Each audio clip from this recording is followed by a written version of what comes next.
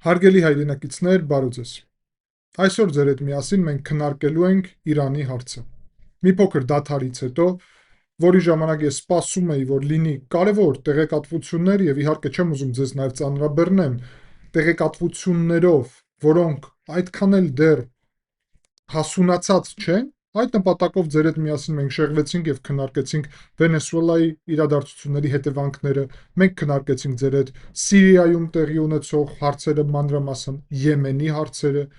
եւ Ուկրաինայի նաեւ հարցերը, բայց հիմա վերադառնում ենք նաեւ Իրանի հարցին, որովհետեւ կան կարևոր նորություններ, փոփոխություններ եւ ուստի մենք ձեր հետ միասին կարող ենք մանրամասն վերլուծել դա։ Պետք է հասկանանք, որ ես նաեւ փորձում եմ խնայել ձեր ժամանակը եւ իմ ժամանակը եւ միայն երբ իրական կարևոր ասելիք կա, այդ դեպքում պատրաստել այսպիսի վերլուծություն, այն հույսով, որ դուք ամբողջությամբ կդիտեք այս վերլուծությունը եւ դրանով կգնահատեք իմ աշխատանքը ել ավելի բարձր, որովհետեւ տեղեկատվությունը արդեն իր ժամանակ է գալիս եւ ինչքան կարելի ավելի կարճ փաստեր եւ դուք ձեզ պետք չէ, այսպես ասեմ, տարբեր աղբյուրներ դրա համար գտնել, դուք գիտեք, որ այստեղ դուք կստանաք այն տեղեկատվությունը եւ այն ժամանակ, որը ամենաշատ ձեզ կտա հնարավորություն լիարժեք տվյալներ ունենաք։ Այդ թվում շատ չի ծանրաբեռնի ձեզ միայն մեկ թեմայով, որովհետեւ այդ խնդիրը նաեւ կարող է ձևավորվել եւ ես փորձելու եմ, որ այդպիսի խնդիր չլինի։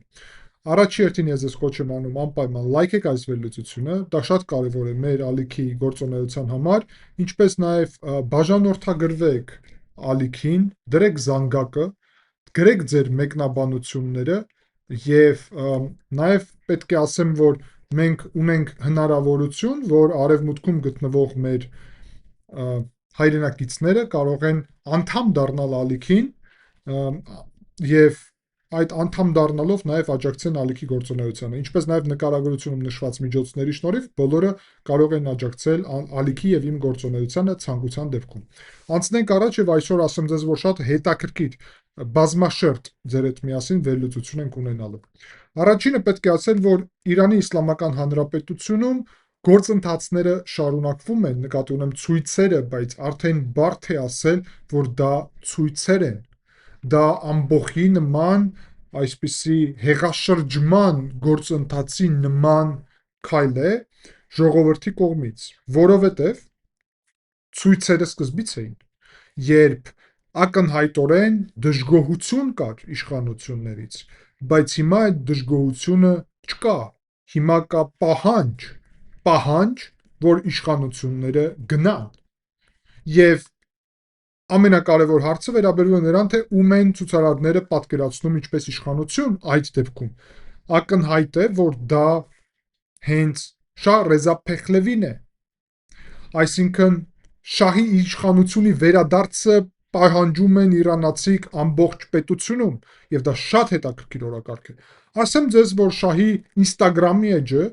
եւ սոցիալական ցանցերը պայթում են ուղղակի 80 միլիոն դիտում ունի միայն մեկ իր դիմումը։ 3 իր դիմումով ժամը 8-ին իրանական ժամով քաղաքացիները բոլորը հավաքվեցին փողոցներում, աննախադեպ քանակի մարդիկ էին դուրս եկել ամբողջ Իրանի մոտավորապես 200 բնակավայրում առաջերտին մայրաքաղաք Թեհրանում։ Ձեզ ես պետք է նաև ուղիղ ասեմ, որ հարցը լուծվելու է իհարկե մայրաքաղաք Թեհրանում, դա փաստ է, բայց ցույցերը այս պայծրությամբ նաև ամբողջ պետությունն են ներառում։ Հիշում եք, ես խոսում էի նրա մասին, որ դեռ չեն միացել ցույցերին ազերիները,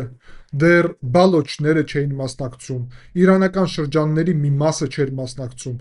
Մի քանի օրվա ընթացքում այդ իրավիճակը կտրուկ փոխվեց։ Գործընթացներում հիմա մասնակցում են ինչպես նաև ազերիները, այդպես էլ քրդերը եւ բոլոր մնացած էթնիկ խմբերը։ Իրանը պայթում է ցույցերով եւ այս ցույցերը զինված են, հարգելի հայրենակիցներ, այո, շատ քաղաքներում, հատկապես արևմտյան հատվածում Իրանի, փաստացի մի քանի այդպիսի քաղաք կա, որտեղ որ ըստ տեղեկատվությունների, բայց ես շատ նուրբ եմ վերաբերվում այսպես տեղեկատվություններին, որովհետև մենք ձեր հետ միասին այստեղ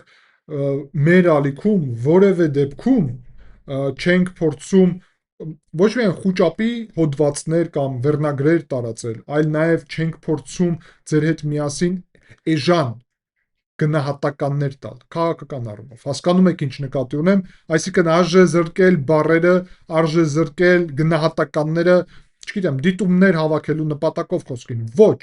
մեր մոտ որակը ամենակարևորն է, եւ որակը նշանակում է, որ ես դեռ 100%-ով չեմ կարող հաստատեմ, որ այո, այդ 3 քաղաքը, որի մասին խոսք է գնում, նույնիսկ 4-րդը ասացին, ամբողջությամբ անցել են ցուցարարների ընդդիմության ձեռքը։ Չեմ կարող հաստատեմ։ Հաստատ կա տեղեկատվություններ, որ այդպիսի գործընթացներ կա, փորձեր կա, ասեմ ավելին, ես ոնց հասկանում եմ, իրոք քաղաքի առնվազն մի հատվածները այդ 4 քաղաքում ընդդիմությունը կարողացել է վերահսկողության տակ վերցնել, այդ թվում իշխանական զորքերը ոնց երևում է հետ են քաշվել, դուրս են եկել կամ թուլացել են այդտեղ, բայց ասել, որ այդ քաղաքները ամբողջությամբ անցել են ցուցարարների վերահսկողության տակ, ես կարծում եմ, որ սա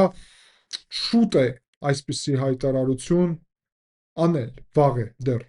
Եվ մենք պետք է ձեր հետ միասին սպասենք հաստատումներին, բայց ակնհայտորեն արդեն այդ ցույցերը անցնում են այնպիսի բնույթի, որ փաստացի դրանով ցուցարարները արդեն զինված դիմադրություն են կազմակերպում։ Զինված դիմադրությունը ռեժիմի դեմ, սա երբեք տեղի չի ունեցել։ Սա պատմությունում առաջի անգամ է, եւ սա ունի աննախադեպ հետևանքներ, որովհետեւ վերջի ցույցերը մի քանի տարի առաջ Մահսա Ամինի սպանությունից հետո կարևոր էին, մեծ էին այդ ցույցերը, բայց զինված դիմադրություն չէր։ Զինված դիմադրությունը եւ ռետորաբանությունը ես ուշադիր հետևում եմ, այդ թվում կարևոր իրանական տարբեր աղբյուրներին, իմ լավ ծանոթ իրանցիների շնորհիվ եւ միջոցով, այդ թվում տարբեր մասնագետների, որ իրանց գլխավոր թեզն է դարել։ Սա վերջի պայքարն է։ Սա վերջի պայքարն է։ Ռեզա Փեհլևին վերադառնալու է։ Սա հետաքրքիր մոտեցում է, որովհետեւ շատ ավելի բարձրացնում է այս մարտական ոգին իրանացի ժողովրդում, որ սա վերջին պայքարն է, որ այս պայքարը պետք է ավարտվի հաղթանակով։ Ինչով է սա ոգևորված։ Սա ոգևորված է Վենեսուելայում տեղի ունեցած իրադարձություններով։ Տեսեք, Դոնալդ Թրամփը շախմատի խաղ կազմակերպեց այստեղ։ Կարողացավ միևնույն ժամանակ Վենեսուելայում գործողությունների զուգահեռ փաստացի ոգեշնչել հավատք այս իրանական ժողովրդին, որ Միացյալ Նահանգների խոսքերը աջակցության մասին դա ուղղակի խոսքեր չեն, եւ Վենեսուելան դրա ապացույցն է։ Բայց հիմա մենք ձեր հետ միասին եւս մեկ կարևոր փաստ պետք է արձանագրենք։ Այսօր Դոնալդ Թրամփը հայտարարություն է արել եւ ասել է եւս մեկ անգամ, որ պատրաստ է գալ օգնել իրանական ժողովրդին։ Սա արդեն երկրորդ հայտարարությունն է Միացյալ Նահանգների նախագահ Դոնալդ Թրամփի, որ պատրաստ է գալ օգնել իրանական ժողովրդին։ Հիմա մենք ձեր հետ միասին խոսենք, թե ինչ է նշանակում գալ օգնել։ Սա շատ կարևոր հարց է։ Ինչ է այս գալ օգնելը։ Պետք է ասեմ, որ վերջի օրերի ընթացքում, վերջի 1 շաբաթից ավել է, Միացյալ Նահանգները լուրջ,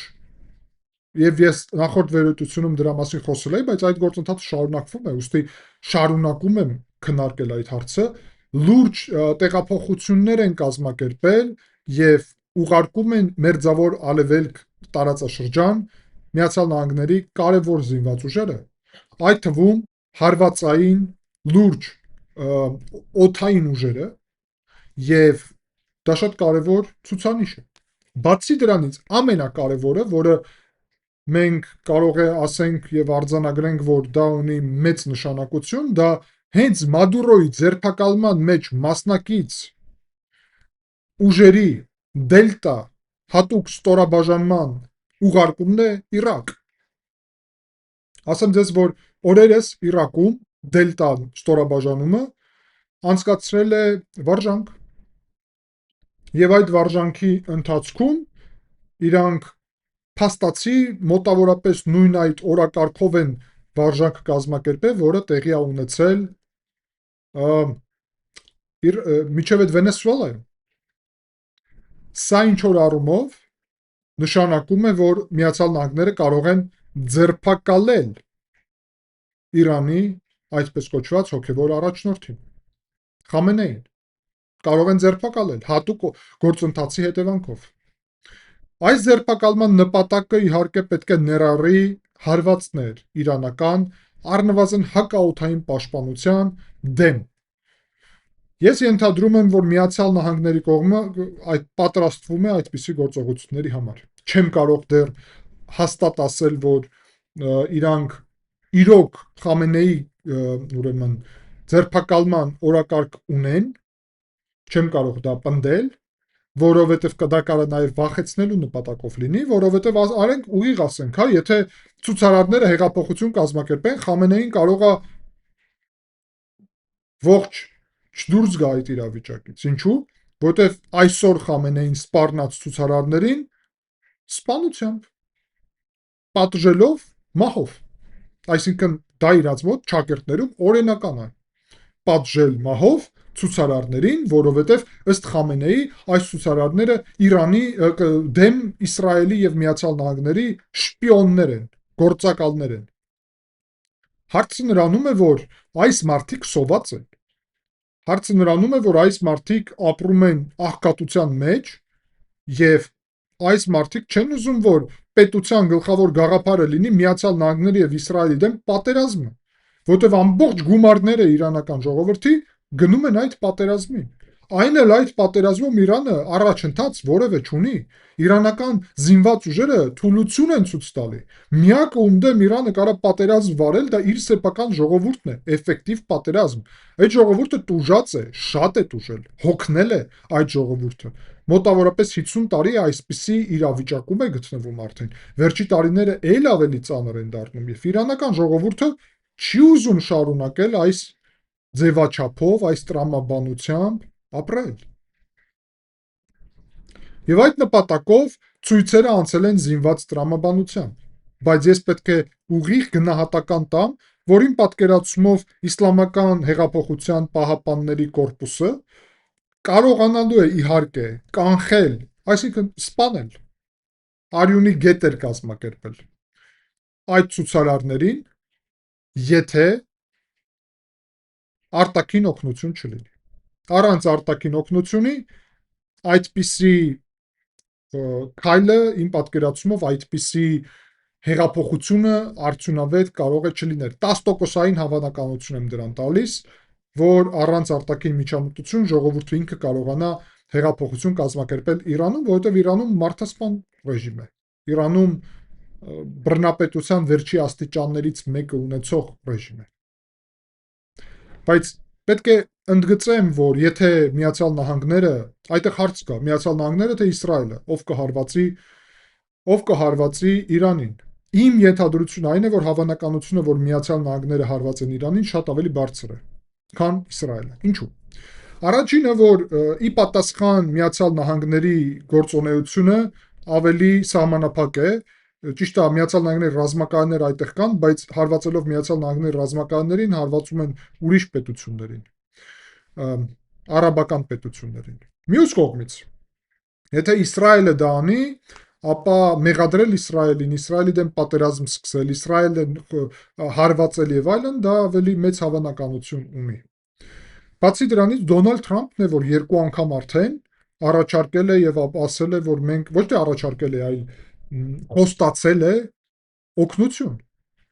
Իսրայելը այդպիսի օգնություն չի խոստացել։ Ուստի ավելին, իսրայելական աղբյուրներում կա տեղեկատվություններ, որ Բենյամին Նետանյահուն Պուտինի հետ քննարկել է այս հարցը եւ փոխանցել է Թեհրանին, որ Իսրայելը չի պատրաստվում այդ գործողություններում մասնակցել։ Ինչու՞։ Որտեւ Իսրայելը չի ուզում մտնել պատերազմական գործողությունների մեջ իմ պատկերացումով, եւ Իսրայելին ուղղակի դա պետք չէ։ Շատ պարզ, Իսրայելին դա պետք չէ, որովհետեւ Իսրայելը կարող է չեզոք մնա ժամանակավոր առնվազն եւ թույլ տա, որ Միացյալ Նահանգները գործ անեն։ Հիմա երբ ասում եմ գործ անեն, ինչ նկատի ունեմ։ Իհարկե, ես չեմ պատկերացնում, որ Միացյալ Նահանգները լայնածավալ սկսեն հարվածել Իրանին, որովհետև դրա նպատակը չկա։ Լայնածավալ հարվածումներից կարող են հասարակ մարդիկ էլ տուժել, եւ դա արդեն պետության դեմ կլինի հարցակում եւ պատերազմ։ Բայց դրա փոխարեն կա ելք հարվածել իսլամական ուրեմն պահապանների կորպուսի ենթակառուցվածքներին, այսինքն այն վայրերին, որտեղ որ գտնվում են, հա, զինվորական կետերին եւ այլն։ Դրանով, եթե կարողանան իշխանությունների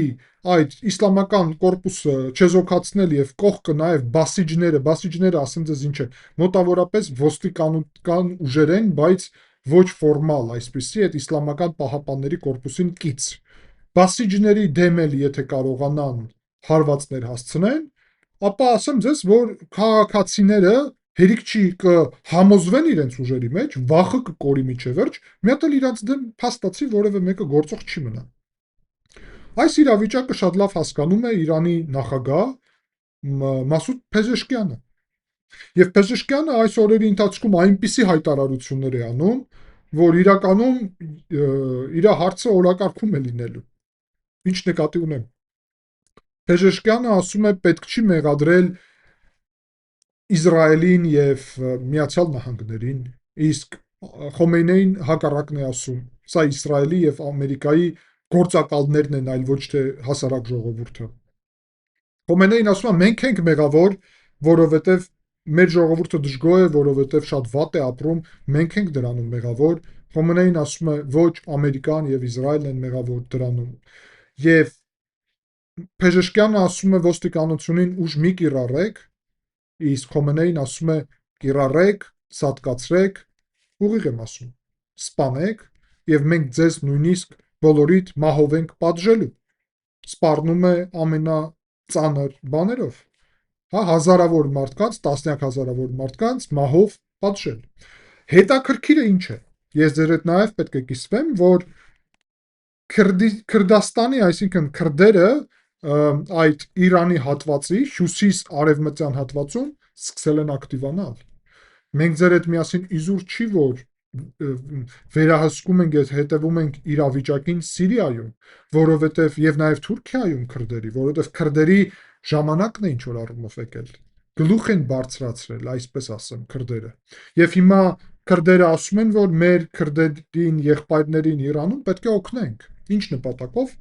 Այդ թվում Իրանից ազատվելու նպատակով, այսինքն Իրանի փլուզման գործընթացը ներկա է։ Եվ հետաքրքիրը ինչ է, որ առաջինը ճիշտ է այս ուղղությամբ քայլ են անում քրդերը, բայց հաջորդը կարող են լինել ազերիները 20 միլիոն, առնվազն շատ մեծ բնակչություն, մենք սրա մասին ձեր հետ խոսել ենք։ Իրանի էթնիկ քարտեզը մենք վերլուծել ենք եւ ես հղումը կթողնեմ, կարող եք դիտել։ Մեր վերլուծությունները հետաքրքիր է երկու մասի են այսպես բաժանվում՝ ուսումնական եւ օրակարգային։ Սա հիմա օրակարգային հարց է, մենք քննարկում ենք այսօր ստեղծված իրավիճակը, բայց ալիքում նաեւ վերլուծություններում կան ուսումնական վերլուծություններ, դուք կարող եք գնալ եւ ուսումնասիրել նորից եւ նորից այն հարցը, որը մենք վաղուց ուսումնասիրենք, այդ թվում էթնիկ բաղադրիչը խոսքին Իրանի։ Այդտեղ կան բալոչներ, որոնք շատ են դժգոհ եւ ուզում են սունի են։ Իրանք ուզում են առանձին ուրեմն ապրել։ Բացի դրանից, արաբները սունի են, իրանք չեն ուզում ապրել Իրանի հետ միասին շիա պետությունում։ Թուրքմենները իհարկե հանգիստ ժողովուրդ են, ակտիվ չեն քայլեր անի, բայց ազերիները հնարավոր է։ Որ դեպքում Իլխամ Ալիևը միայն մի դեպքում կտա թույլտվություն այսպես քայլեր անելու։ Միայն մի դեպքում։ Եթե Իրանը արդեն սկսի փլուզվել, ապա այդ դեպքում հնարավոր է, որ Ալիևը սկսի աջակցել այնտեղ սեպարատիզմին, այսինքն առանձնանալ բացահայտ առանձնանալ Իրանից եւ ձևավորել առանձին այսպես հստակ օրակարգ պետություն ինչ որ մի սուբյեկտ նկատի ունեմ ճակերտներում հարավային Ադրբեջան այդ թեզը ադրբեջանական մամուլում օրակարգում կա սա նորություն չէ սիրելի հայրենակիցներ եւ մենք դրա մասին ձեր հետ խոսել ենք նաեւ ուստի ով մեզ հետևում է ով իմ գործունեությունը հետևում է գիտի այդ ամբողջ տրամաբանական շղթան, եւ Ալիևը կարող է գնալ այդ քայլի, բայց միայն այն դեպքում, եթե Իրանը թույլ լինի։ Մեզ, նկատի ունեմ Հայաստանին, ձեռ չի տալի Իրանի փլուզումը, որովհետև դա բերելու է նրան, որ Ալիևը կարող է այդտեղ արևելի, կներեք, հարավային Ադրբեջան ձևավորի։ Հարավային Ադրբեջանը կկապի Թուրքիան եւ Ադրբեջանը ցամաքով 20 միլիոն ադրբեջանցու շնորհիվ։ Դրանով Հայաստանը կհայտնվի բոլոր կողմերից, բացի Վրաստանի, թուրքական հարևանների միջավայրում։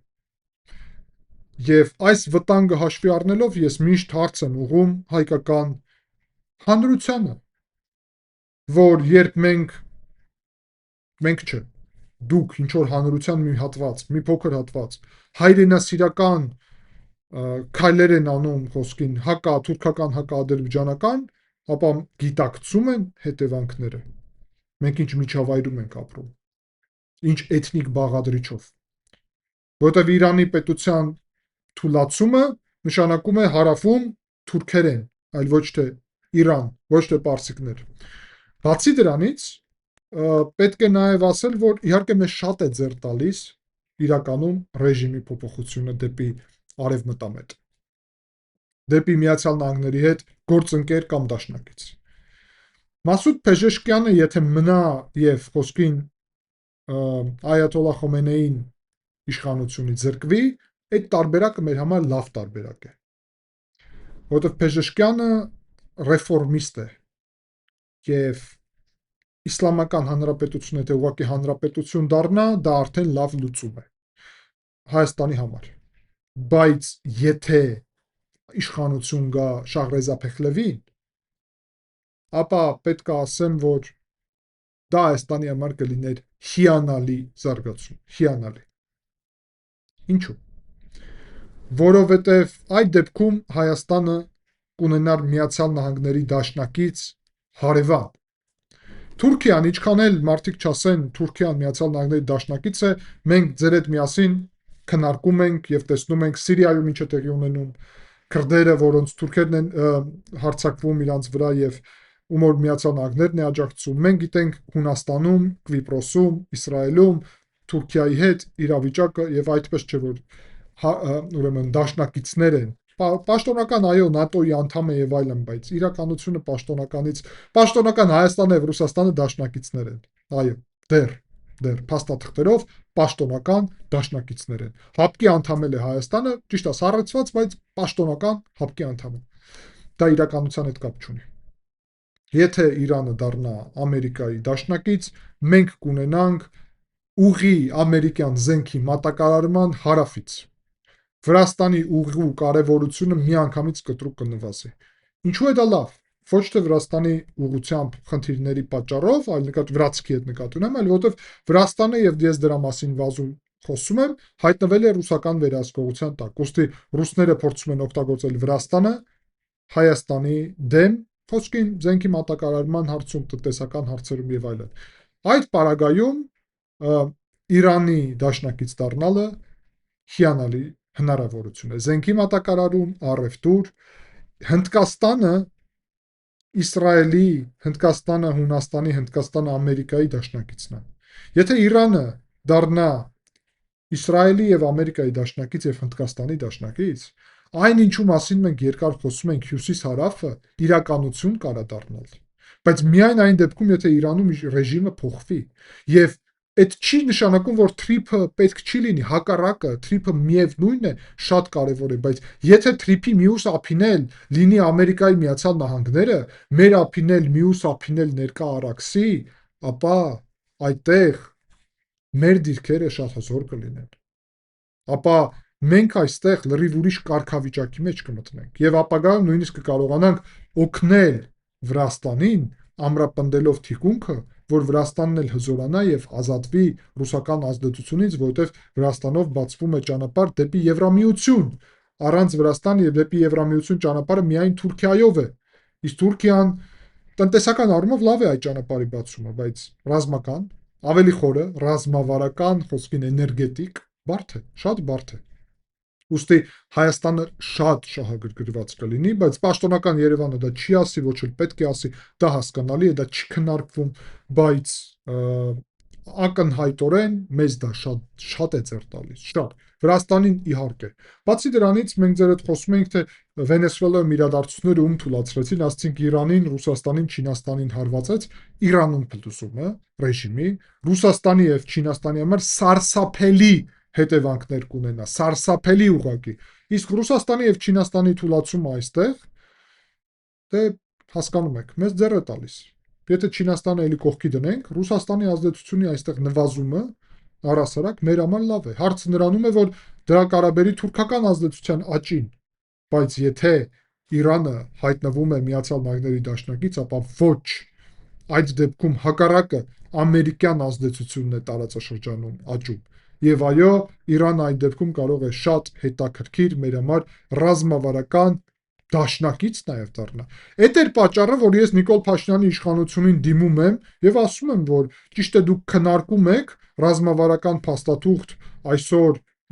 այս ռեժիմի հետ եւ դա հասկանալի է ինչու եք քննարկում, բայց խնդրում եմ ձեզ, խոչ եմ անում, հորդորում եմ, հետաձգեք, որովհետեւ կարող է պետք չլինի դա եւ դրա փոխարեն արդեն ուրիշ իշխանության է ձևավորենք։ Հավանականությունը բարձր եմ համարում, ամենաբարձրը իսլամական հանրապետության պատմությունում, որ այս ռեժիմի փոփոխությունը տեղի ունենա։ Ես կարծում եմ, որ Միացյալ Նահանգները մոտակա օրերի շաբաթների ընթացքում ինչ-ինչ քայլերի կդիմեն։ Տեսնենք ինչ քայլերի, բայց ինչ-ինչ քայլերին ակնհայտորեն սպասում եմ, որ կդիմեն։ Եվ զուգահեռ դրա մենք տեսնում ենք տարբեր նաև զարգացումներ Եմենում, տարբեր զարգացումներ Լիբանանում, Սիրիայում։ Հիմա մի հատ այսպիսի ենթադրություն եմ ուզում նաև այստեղ անեմ, որ եթե Իրանը սկսի շատ թուլանալ, այսինքն հեղափոխություն եթե կազմակերպվի, հավանական է, որ միանգամից որոշվի Իրանի բոլոր ազդեցության հարցերը լուծել։ Երկու այդպիսի հարց կա։ Իրականում մնացած երկու։ Իրաքում փոքր են, այդ միլիցիաները կան, միլիցիան ոստիկանությունը կատը չունեմ, խմբավորումներ այդպես է կոչվում, այս բանդաներ այսպես ասած։ Չեմ կարծում, որ այդ հարցը այդպես շատ կտրուկ օրակարգային է։ Երկու օրակարգային հարց կա։ Հեզբոլահը Լիբանանում եւ Եմենում հութիները։ Երկու կոնկրետ հարց։ Եվ Եմենի հութիների հարցը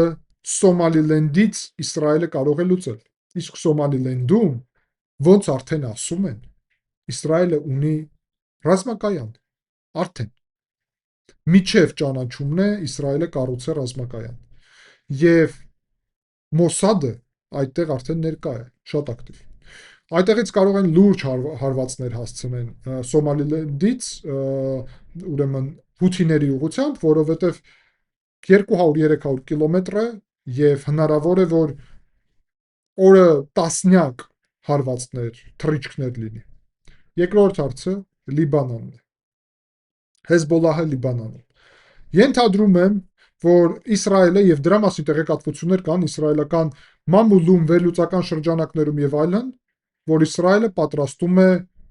զինված ուժերը ցամաքային օպերացիայի համար Լիբանանում։ Լիտանի գետից հարավ առնվազն,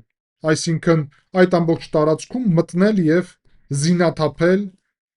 ոչնչացնել Հեզբոլա տերորիստական խմբավորումը։ Եթե Իրանը սկսի փլուզվել, այսինքն եթե նկատի ունեմ պետությունը փլուզվել, ռեժիմը սկսի փլուզվել, այսինքն եթե Միացյալ Նահանգները հարվածներ հասցնեն Իրանին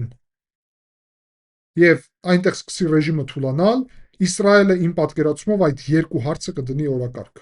Վերջնական, որ ավարտի իրանական խնդիրը։ Իրանական խնդիրը ավարտելով, թուրքական խնդիրը օրակարգ է գալի։ Հետո հաջորդը թուրքականն է։ Հիշեցնեմ ձեզ, որ ըստ իրանական մամուլի համար 1 թշնամի, կներեք, իսրայելական մամուլի համար 1 թշնամին վտանգը,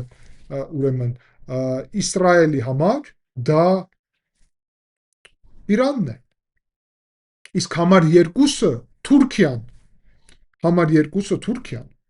Եվ դա նշանակում է, որ հենց համար 1 հարցը լուծես, համար 1 խնդիրը դառնում է Թուրքիան։ Դրանով վերադառնում ենք մեր վերլուծությանը, որը վերաբերվում էր եւ կարող եք ալիքում դիտել Իսրայել, Կիպրոս եւ Հունաստան դաշինքին, որը ուղղված է հենց Թուրքիայի դեմ կամ Թուրքիայից պաշտպանվելու կողմ նպատակով։ Ընդհանուր առումով ձևավորվել է շատ հետաքրքիր, բազմաշերտ իրավիճակ տարածաշրջանում, որը հանգուցալ լուծում է ունենալու, ես կարծում եմ, մոտակա շաբաթների ընթացքում։ Շատ թեժ են լինելու մոտակա շաբաթները, ցույցերը շարունակվում են եւ մենք ձեր հետ միասին կշարունակենք հետևել այս իրադարձություններին։ Իհարկե, ես կպատրաստեմ վերլուծություն միայն այն ժամանակ, երբ կհամարեմ, որ կարևոր է ձեզ տեղեկատվություն տամ նոր թարմ ուրեմն վերլուծություն։ Հարցը ինչու՞մ է, երբ այսօր խոսքին ես երկու վերլուծություն պատրաստեցի եւ ձեզ ներկայացրեցի Սիրիայի հարցը երկու վերլուծությունով, որտեղ երկու փոփոխություն տեղի ունեցավ։ Իրանի ուղղությամբ նաեւ հենց լինի փոփոխություն, դուք այս ալիքում անպայման կկարողանաք լիարժեք տեղեկատվություն ստանալ բոլոր փոփոխությունների եւ կարևոր առաջընթացի մասին։ Ես ձեզ շատ շնորհակալ եմ մեկնաբանություններում շատ կարևոր գնահատականների համար, ձեր աջակցության համար եւ դրա շնորհիվ մենք ձեր հետ միասին գնում ենք առաջ։ Կարծում եմ դուք էլ եք նկատում, որ այս ալիքը ել ավելի մենք ձեր հետ միասին լուրջ զարգացնում ենք եւ կարծում եմ բոլորդ ուրախ եք նաեւ նրանից, որ մենք այսպիսի առաջընթաց ունենք ձեր շնորհիվ եւ մեր միասնական աշխատանքի շնորհիվ։ Շնորհակալ եմ ուշադրության համար, հարգելի հայրենակիցներ, կհանդիպենք, ցտեսություն։